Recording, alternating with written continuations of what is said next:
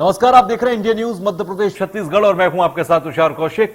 छत्तीसगढ़ के जांजगीर चांपा जिले के अंदर दूर जंगलों में बसे पहरिया गांव के अंदर अन्नधरी देवी मंदिर, जिसके चारों ओर सिर्फ हरियाली है।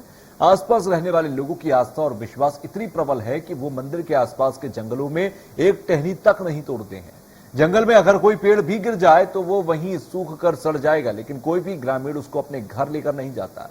मान्यता यह है कि जंगल को नुकसान पहुंचाने वालों का अहित हो जाता है। इसको लेकर कई किंवदंतियां भी प्रचलित हैं। अन्नधरी देवी का हवन करने के लिए पूजा अर्चना करने के बाद ही जंगल से सूखी लकड़ियां लाते हैं। मंदिर के पुजारी बताते हैं कि सैकड़ों सालों से यह परंपरा चली आ रही है। जांजगीर के लोगों में आस्था के साथ पर्यावरण बचाने की यह अनोखा तरीका है। सीएम शिवराज भी समय समय पर पौधारोपण कर जनता में पर्यावरण संरक्षण को लेकर संदेश देते रहते हैं। नवरात्रि में सीएम ने पौधारोपण कर मध्य प्रदेश के लोगों से पर्यावरण बचाने की अपील की। आज हम नवरात्रि में आस्था के साथ पर्यावरण संरक्षण को लेकर चर्चा करेंगे, जिसमें हमारे साथ कुछ खास मेहमान भी जुड़ेंगे। लेकिन उससे पहले आइए सुनते हैं अन्नधरी देवी मंदिर के पुजारी कामता प्रसाद पांडे की मान्यताओं को लेकर। बोलो मां अन्नधरी दाई की जय। हमारे इस ग्राम की इष्ट देवी के रूप में मां अन्नधरी दाई इस पहाड़ पे विराजित है और इस पहाड़ में विराजित मां की ही कृपा से आज यह जो पर्यावरण है यह सब हरा भरा है, क्योंकि इस पहाड़ की कोई भी पेड़ को तो काटा नहीं जाता, गिरे हुए पेड़ का भी कोई उपयोग नहीं करते, और अगर कोई भूलवश या जान करके कोई इसमें की लकड़ी को अगर ले जाता है और ले जा करके अपने घर में कोई भी कार्य में उपयोग करता है, तब उनके यहाँ कोई न कोई अनिष्ट होता है। हमारे ग्राम के लोग और आसपास के सभी छोटे छोटे बच्चे से लेकर के बुजुर्ग तक के, सियान तक के, ये सभी इस बात को जानते हैं। और आज माता जी की कृपा से यह जो पहाड़ है, पहाड़ में यह जो हरियालीपन है, यह सब माता जी की ही आशीर्वाद से है। माता जी की आशीर्वाद से ही आज यह पहाड़ हरा भरा है। आसपास के लोग भी इसमें से किसी भी प्रकार की क्षति पहुंचाने का सोच भी नहीं सकते।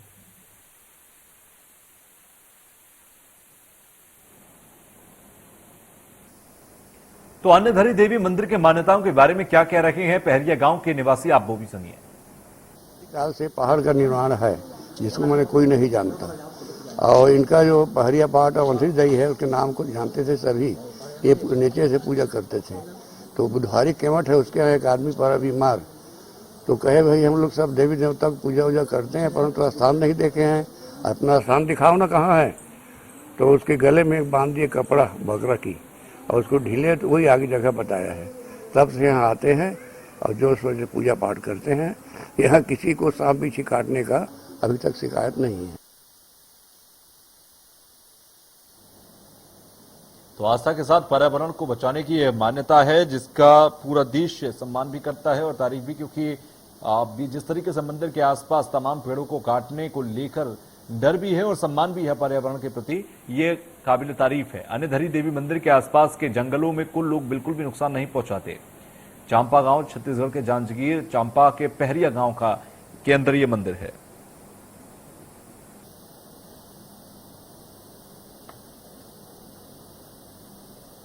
आस्था के 9 दिन और पर्यावरण, जी हां, इसी पर बात करेंगे आज। देवी का हवन करने के लिए लोग पूजा के बाद ही लकड़ी यहां से लेकर जाते हैं। यहां से अगर लकड़ी लेकर भी जा रही है पूजा हवन के लिए, तब पहले यहां पूजा पाठ करते हैं, उसके बाद ही यहां से लेकर जाते हैं। तो अन्नधरी देवी मंदिर के आसपास पर्यावरण के लिहाज से बेहद खूबसूरत यहां से तस्वीरें मिलती हैं कि यहां कोई एक पेड़ की टहनी तक नहीं काटता।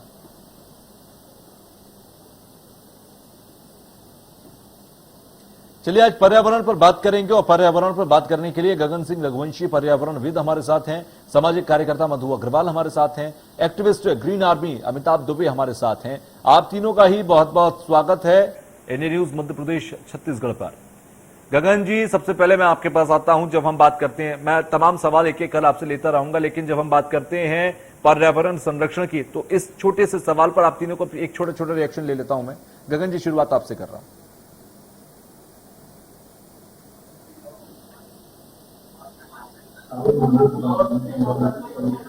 हेलो। जी गगन जी, मेरी आवाज पहुंच रही है आप तक? जी सर, अभी आई सर, बताइए। जी, मेरा सवाल यह है कि पर्यावरण संरक्षण की जब हम बात करते हैं तो आप क्या समझते हो, साथ ही साथ पर्यावरण संरक्षण कितना जरूरी है आज की डेट में और किस हद तक हो पा रहा है? जी देखिए, पर्यावरण संरक्षण का जो वर्तमान ये बहुत ही ज्वलंत मुद्दा है और इसका इनिशिएटिव जो इंडिया न्यूज ने लिया है बहुत ही काबिले तारीफ है।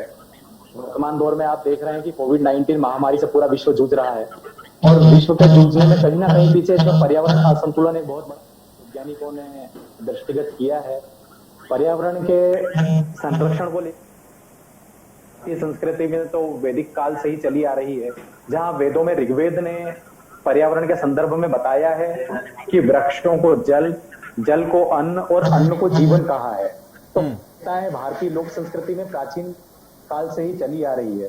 वर्तमान दौर जब हम देखते हैं, जब चारों ओर प्रदूषण, वर्षा और अम्लीय वर्षा और इस जैसे कारण जब हमारे सामने दृष्टिगत होते हैं, तो समाज में जो एक सामान्य मनुष्य है वो चारों ओर रास्ता ढूंढता है कि कैसे मैं अपना बचाव करूं। आप देखते हैं जगह जगह वृक्षारोपण के उपाय होते हैं, कहीं पर छोटे छोटे इवेंट्स ऑर्गेनाइज करते हैं, आप जैसे मीडिया टीम भी इवेंट्स करती हैं, लेकिन कोई बड़ा सकारात्मक परिणाम अभी तक समाज के बीच में परिलक्षित नहीं हुआ है। जो पौधे रोप दिए जाते हैं, बाद में उनका संरक्षण हो, ये अति आवश्यक है। या जो युवा पीढ़ी है हमारे देश की, अभी नई शिक्षा नीति लागू हुई है 2021 से, कई क्षेत्रों में और होनी बाकी है। तो युवाओं को, जो छोटे बच्चे हैं, उन्हें हमें बचपन से ही इस ओर अग्रसर किया जाना आवश्यक है। और जो अभी चंपा गांव की घटना आप बता रहे थे, तो देखिए भारतीय संस्कृति में इस तरीके की कोई नई बात नहीं है कि पर्यावरण संरक्षण को लेकर प्राचीन धरोहरों को या वृक्षों का या जलकूपों का, नदियों का संरक्षण किया जाए। जब आप देखते हैं कि यहाँ वट सावित्री मनाई जाती है, आंवला नवमी मनाई जाती है, कहीं पर पशुओं के संरक्षण के लिए गाय की पूजा की जाती है, नाग पंचमी मनाई जाती है, तो ये सभी जो भारतीय ये जो इकोसिस्टम है वर्ल्ड वाइड, उसके संरक्षण की बात लोक संस्कृति करती है। ठीक है, मैं आपके पास से लौटूंगा, अभी और भी आपसे बातें करेंगे। आपने बहुत शानदार बातें यहाँ पर की हैं। अमिताभ जी, जब मैं आपके पास आऊं और बात करूं अगर पर्यावरण संरक्षण की, तो एक छोटा सा रिएक्शन आप अपने इस पर दे दीजिए। Thank you. मेरी आवाज क्लियर है? जी बिल्कुल। Thank you. सबसे पहले इंडिया न्यूज के सभी दर्शकों को मैं अमिताभ जी के टीम की तरफ से नमस्कार। गगन साहब ने बहुत अच्छी बात यहाँ पे करनी है कि पर्यावरण का महत्व केवल आज से नहीं है, मगर जब हम पीछे जाते हैं तो किसी न किसी माध्यम से आप ध्यान देंगे कि पर्यावरण का महत्व को बताया गया है, समझाया गया है। चाहे आप पेड़ की पूजा के बारे में बात करें, चाहे आप नदियों को देवी मानने के बारे में बात करें, चाहे इस धरती को माँ धरती के रूप में, वसुंधरा के रूप में अपन पूजते हैं, इसकी बात करें। तो देखिए, वायु को हम पवन देवता कहते हैं। क्यों? तो प्रकृति पूजन का अर्थ ही यही होता है कि प्रकृति को हम संचित करें।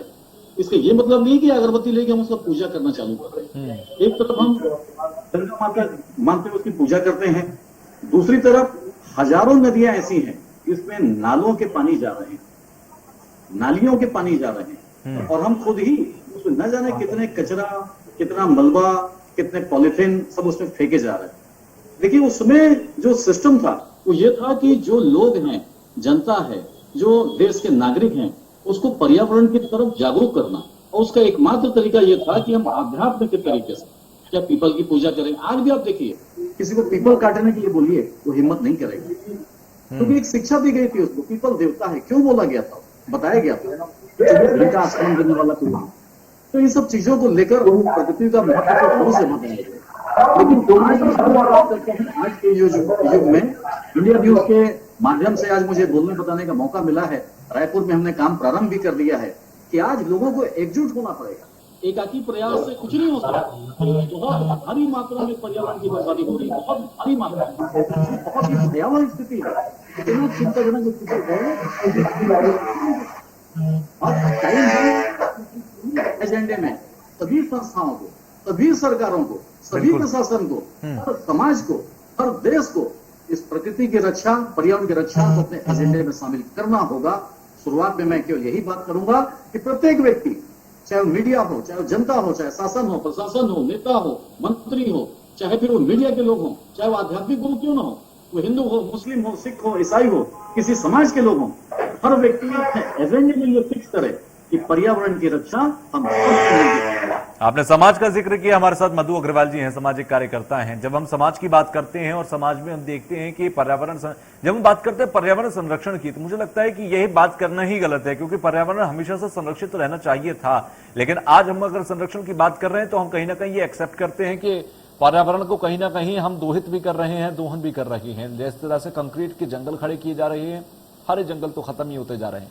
क्या रिएक्शन है और किस तरीके से आप समाज को हमेशा से जागरूक करती आई हैं और करती रहती हैं?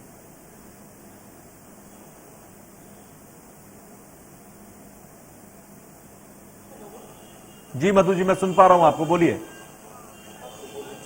हेलो, मैं पेड़ लगाती भी हूँ जगह जगह, मुझे पेड़ और हम लगाना बहुत पसंद है। मैं पेड़ लगाती भी हूँ जगह जगह, और हम पेड़ नहीं लगाएंगे तो हमें आगे चल के, जैसे हम पानी की बोतल लेके घूमते हैं, पानी पीने के लिए हमें पानी नहीं मिलता है, तो वैसे ही आगे आने वाले टाइम में हमको एक ऑक्सीजन का सिलेंडर पीछे टांग के घूमना पड़ेगा ऑक्सीजन के लिए। अभी आपने देखा होगा कोरोना काल में लोगों के साथ कितनी मुसीबतें आई थी, उनको ऑक्सीजन नहीं मिली थी। तो ज़्यादा से ज़्यादा लोगों को पेड़ लगाना चाहिए और पेड़ के प्रति अग्रसित होना चाहिए कि हमें पेड़ लगाना है, उससे बातें करनी चाहिए पेड़ों से। देखो अपन से बातें करते हैं, अपन को ये चीज़ समझनी चाहिए कि हमें पेड़ लगाने हैं, पेड़ हमारे लिए कितने ज़रूरी है। हम पेड़ लगाएंगे तभी हम नदियों को बचा पाएंगे, तभी हम जंगलों को बचा पाएंगे। बख्शा हुआ जंगल को बचाना है, हमें हीरा नहीं चाहिए, हमें हरियाली चाहिए। इस बात को लोगों को समझना चाहिए। यदि पेड़ नहीं होंगे तो हम सांस ऑक्सीजन के लिए किस कदर घूमेंगे, वो तो आप सबको जानते हैं आप कि कोरोना काल में क्या हुआ था लोगों के साथ। जी। तो हमें पेड़ ज़्यादा से ज़्यादा लगाने चाहिए और उन्हें बचाना चाहिए, उनको संरक्षण की रक्षा करनी चाहिए हमें। और भारतीय संस्कृति में भी पेड़ों का महत्व है। आप जानते हैं कि जैसे हम पीपल की पूजा करते हैं, बड़ की पूजा करते हैं, क्यों? यहाँ ये पेड़ पूजा का है तो हमें इसको काटना नहीं है। हम इसकी पूजा भी इसीलिए करते हैं साल में एक बार। और बड़ के पेड़ की जो डंडी होती है, हम उसको घर में लाके लगाते हैं तो वो डंडी भी पनप जाती है। तो हमें क्या करना चाहिए, जैसे हमने गमले में उस डंडी को लगाया है तो वो पेड़ जैसे ही बड़ा होता है तो हमें उसको सेफ जगह पे लगाना चाहिए कि एक सेफ प्लांट ट्री बने कि तो लोग उसकी पूजा करें, उससे पक्षी अपना घोंसला बनाए तो उनको कितना कुछ होगा। हमें जैसे आम, जामुन ये पेड़ लगाने चाहिए, तो ये हम यदि वो हमें फल खाने के लिए नहीं मिलेंगे तो वो पक्षियों को तो मिलेंगे, कम से कम वो तो अपना पेट भर पाएंगे, वो अपना घोंसला बना पाएंगे, उसमें रह पाएंगे।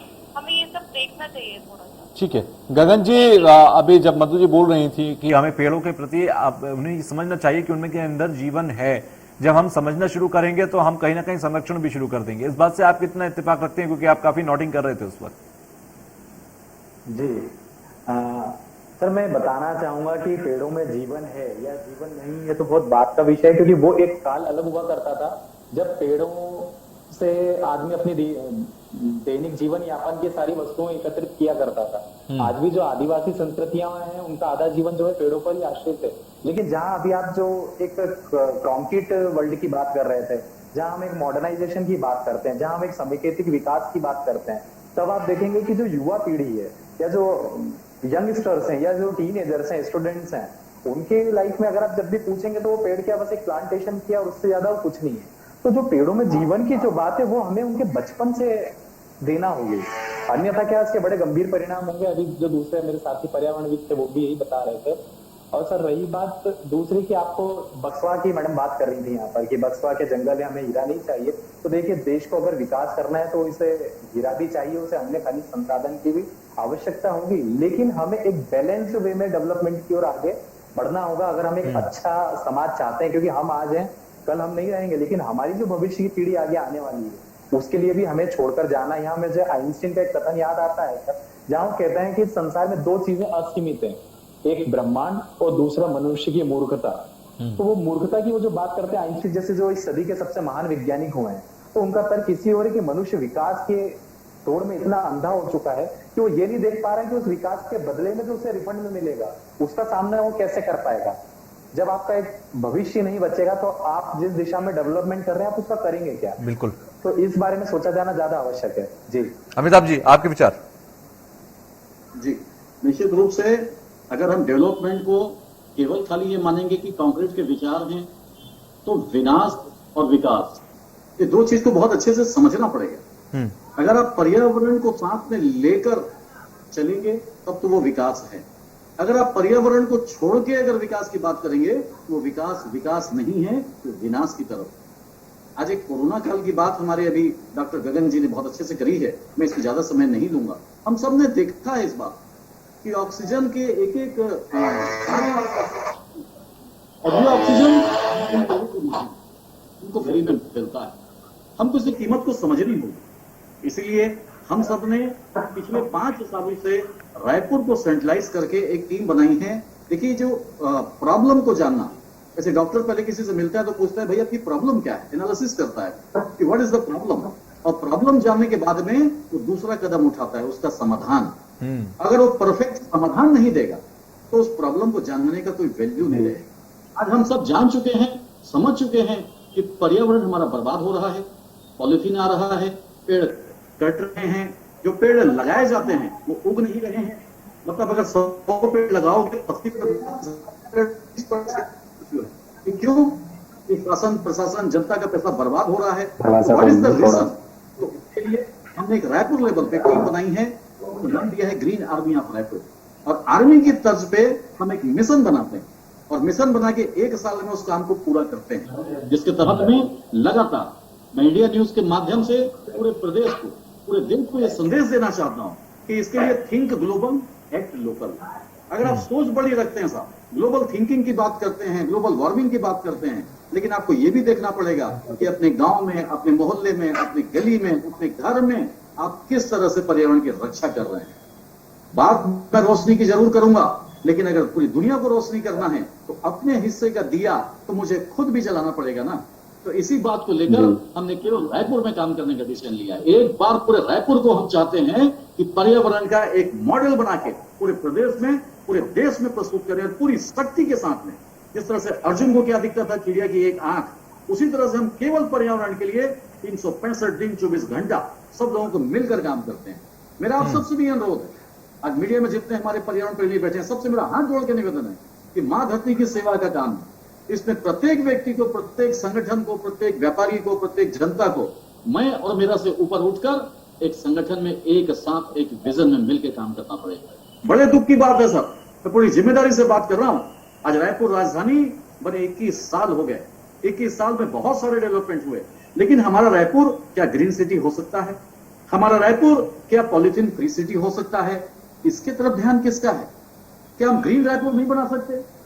क्या हम ग्रीन बेंगलोर की बात करते हैं, ग्रीन रायपुर की बात हम क्यों नहीं करते? तो मेरा यह मानना है कि इसके लिए शहर वासियों को, मोहल्ला वासियों को एकजुट होना पड़ेगा और एक टीम बनाकर हम काम करें। आज 1500 लोग बिल्कुल पिछले 5 साल से मिलकर हमें प्रयास कर रहे हैं। जब आप बात करते हैं कि टीम बनकर काम करना होगा, तो सामाजिक कार्यकर्ता जो होते हैं, समाज को जो समझते हैं, समाज को लेकर जो चलते हैं, उनका भी योगदान बहुत जरूरी है। मधु जी, आपके पास कोई प्लान हो सकता है कि क्या हम अगर पर्यावरण को संरक्षण को लेकर जो बात अभी कर रहे थे कि अगर हम उन कदम को आगे बढ़ाते हैं तो यहाँ सामाजिक स्तर पर किस तरीके से कदम उठाए जा सकते हैं, कैसे एकजुटता लाई जा सकती है? 8 मिनट खरीदे एक दिन, और जैसे हम गए हाईवे पे गए तो हाईवे पे हमने देखा जो झोपड़ियां बनी हैं, झोपड़ियों के पास कोई पेड़ नहीं है, तो एक पेड़ हमने उनको दिया और उनको बोला कि इस पेड़ की रक्षा करना, तो वो पेड़ भी पलपेगा और वो झोपड़ी की मतलब उसको छाया भी मिलेगी। तो इस तरह से हम कुछ कर सकते हैं कि हाँ आपको ऐसा करना है।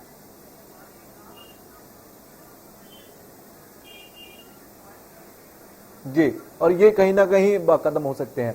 अच्छा गगन जी, अगर मैं देखूं, देखिए तमाम प्रयास करना जरूरी है और प्रयास करेंगे तभी हम आगे बढ़ेंगे, लेकिन जिस तरीके से आबादी देश की बढ़ रही है, देश की आबादी बढ़ने के साथ ही साथ जंगलों को काटना, मकान बनाना, वहां पर जगह को एक एक करके कंज्यूम करना और उसके बाद आगे बढ़ना, क्या कोई ऐसा रास्ता भी हो सकता है कि आप अपने तमाम विकास की योजनाओं को भी आगे बढ़ाइए और ग्रीनरी को भी ना आप परेशान करें, या ग्रीनरी को भी आप वैसी के वैसी रहने दें?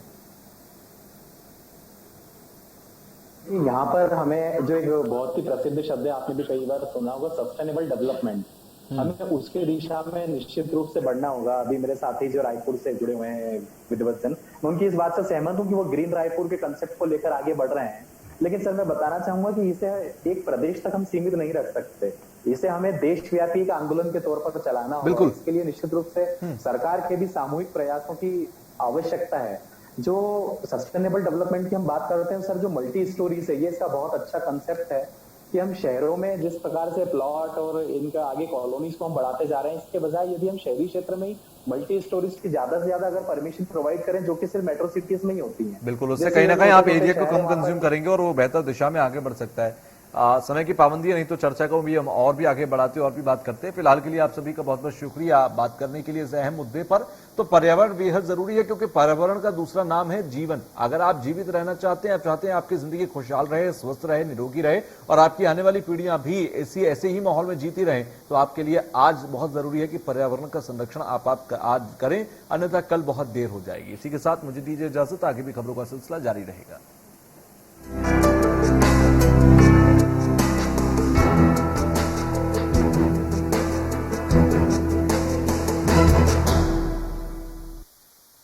मध्य प्रदेश छत्तीसगढ़ की हर खबर सीधे आपके मोबाइल फोन पर, सोशल मीडिया के हर प्लेटफॉर्म पर है।